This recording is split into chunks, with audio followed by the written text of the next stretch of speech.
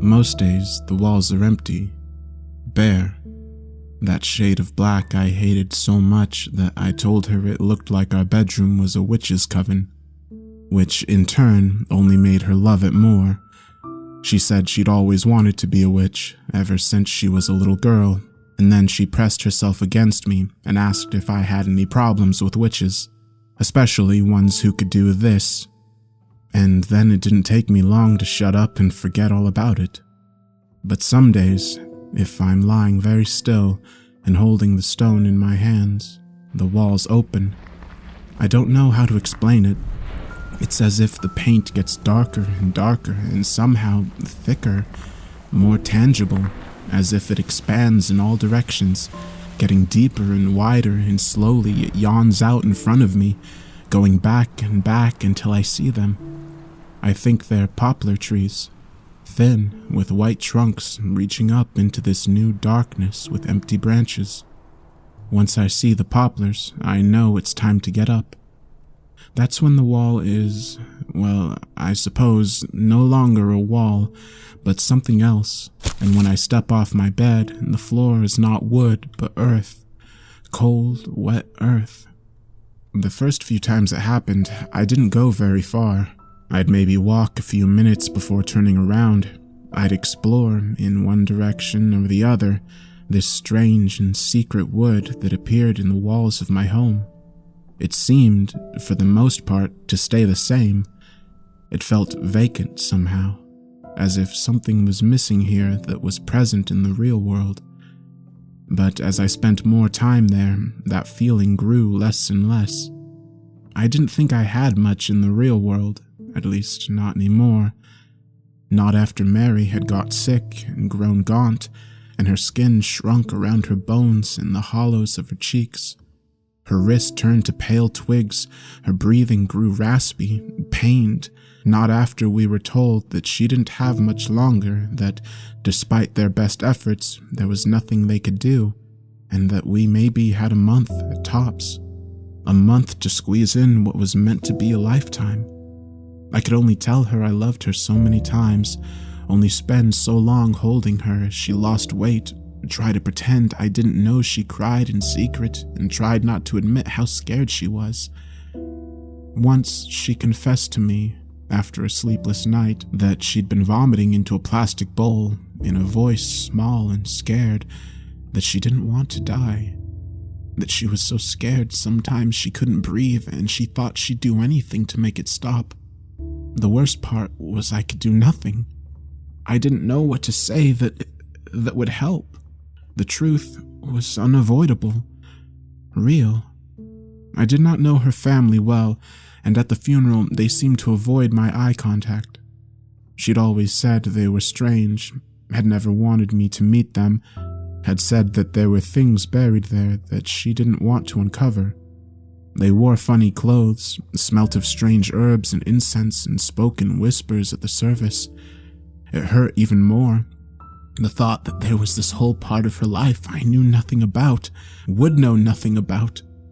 And it hit me then how much we'd still had to do, how much more of her there was to love that I'd never found time to. And I'd had to close my eyes until that feeling went away. The funeral had been in the morning, and I'd sat by her grave until it grew dark.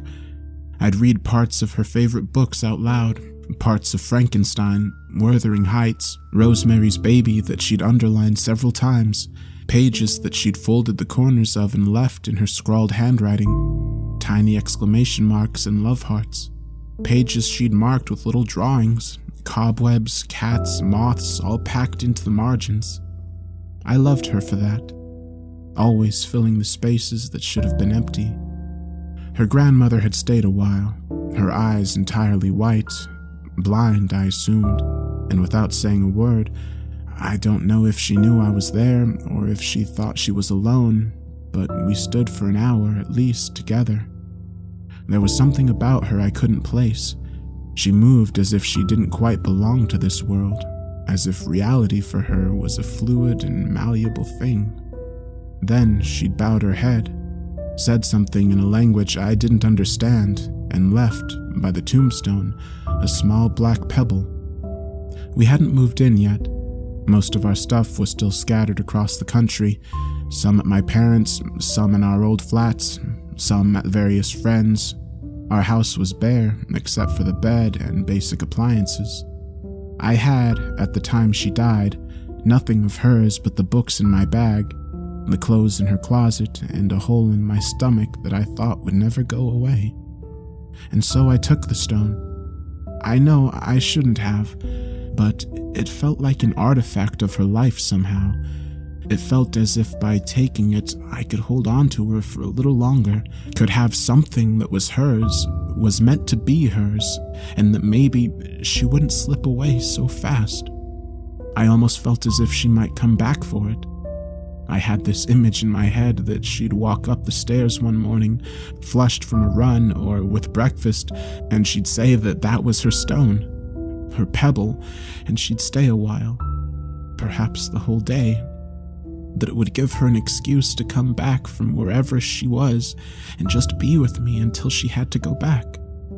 I spent more and more time in the forest. Sometimes I'd go for hours, just wandering around the trees, listening to the faint sound of a brook somewhere, closing my eyes and focusing on feeling nothing. I discovered a small hill.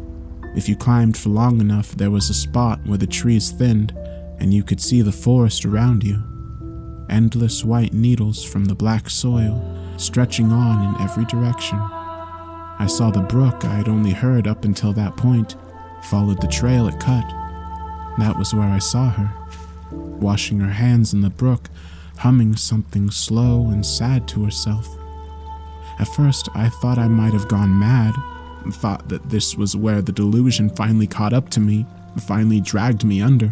But no, I was sure that was her.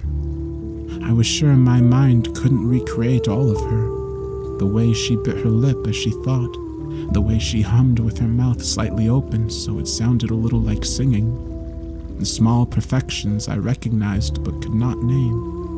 I had no other choice. I ran towards her, shouted her name over and over, "Mary, Mary, Mary," and she looked up and suddenly seemed so terrified, and she shouted that I couldn't be here, that I mustn't be here, that this place wasn't meant for me. I tried to shout back, but the noise had caught in my throat, and the air ate my words, and I was mute, and I felt my legs grow denser and heavier, and the closer I got, the more I could see how scared she looked. I was convinced that she needed saving, and as I grew close, I felt the world around me shimmer. I stumbled and found myself in bed. I'd been so close. From then on, it was an obsession, finding her.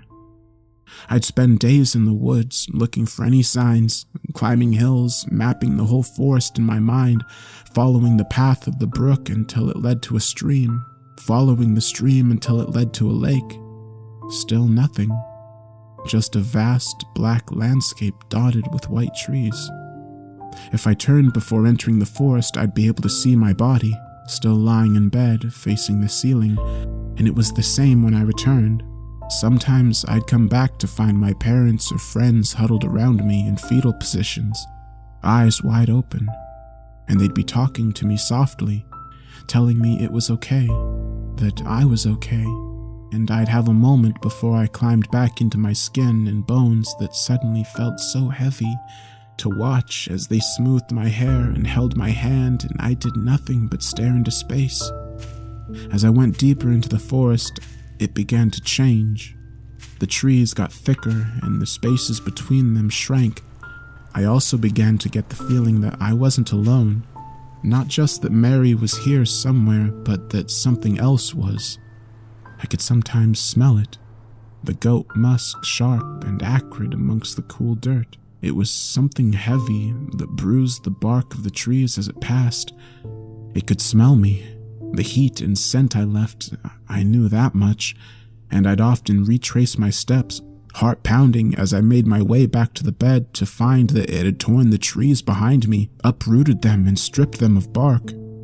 I imagined what it would do if it found me, what it would do if it found something that wasn't made from cold wood, that was flesh and bone and warm. The longer I spent there, the more present it grew. I'd see huge antlers through the gaps in the trees, a humanoid figure making its way to the base of the hill I was climbing, hear low moans from somewhere behind me. I figured it didn't want me there, that it was out to find me, or worse, Mary, before I could find her. If I hadn't wanted so desperately to see her, I might not have returned, but it became a compulsion. If the walls wouldn't change, I'd just wait.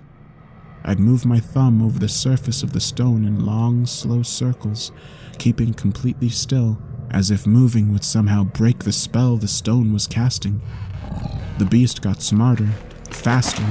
I'd know it was waiting for me when I came, and sometimes I'd have to double back on myself, waiting for the sound of it crashing through the trees to fade, or for its low and mournful groans to fade entirely. Sometimes it felt like there was more than one, and I'd hear the groans echo, bursting from the trees in the distance at various points, a whole pack making that strange sound, searching, perhaps, for each other. At my worst moments, I thought maybe they were communicating about me, that they were somehow all grouping together to find my position, that one would come crashing through the trees, all rotting skin and teeth, and it would pin me down and try to burst me open like a fruit. And when these thoughts came, I'd have to steady myself against the trees and breathe. But I kept going. I next found her by the shores of the lake. She was washing her hair slowly, pulling it tight and then wringing it with her hands.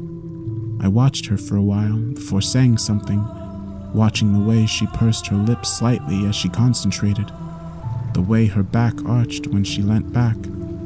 I moved out from behind the tree and asked her what I'd been thinking this whole time, asked her what she was doing here.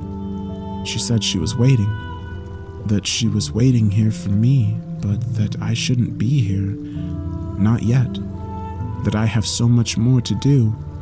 She kept going, telling me that I was wasting it all by being here, that this was a sad and lonely place and I should not have come.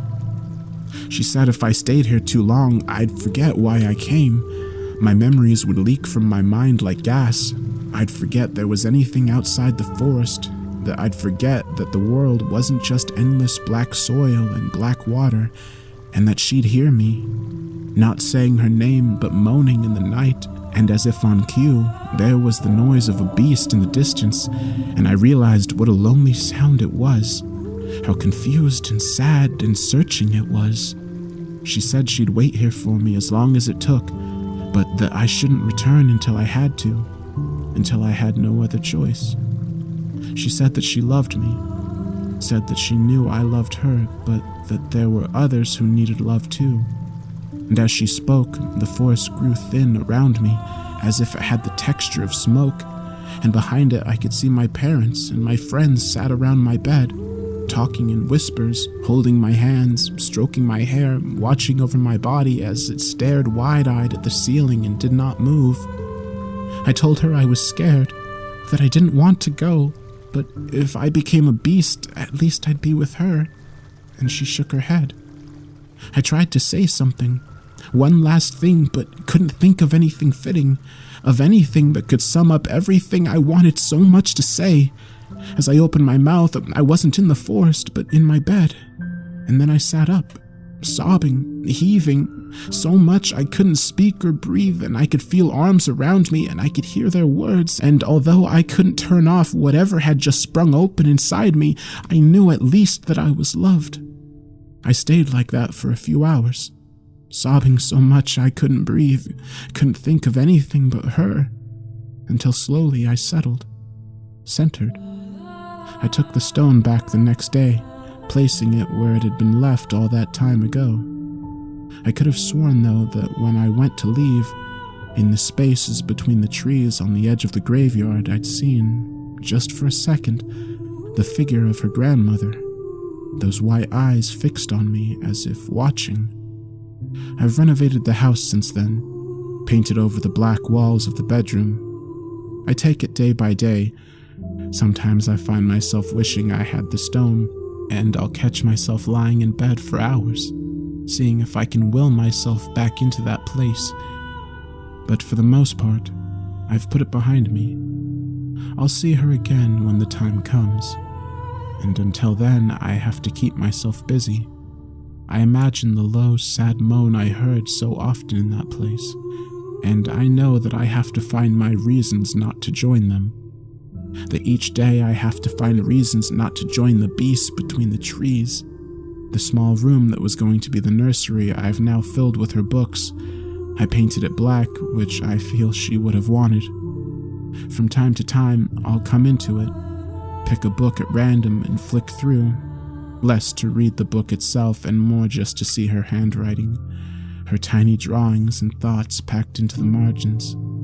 Sometimes, if I've had a rough day, or have only barely made it out of bed, I'll find something new in the margins. The ink still fresh, a little note or heart or thought, and I'll know she's not gone, really. And if I close my eyes and concentrate, I'll be able to hear it faintly, the melody she sung by the lake with her mouth half open, and I'll know that she's singing for me.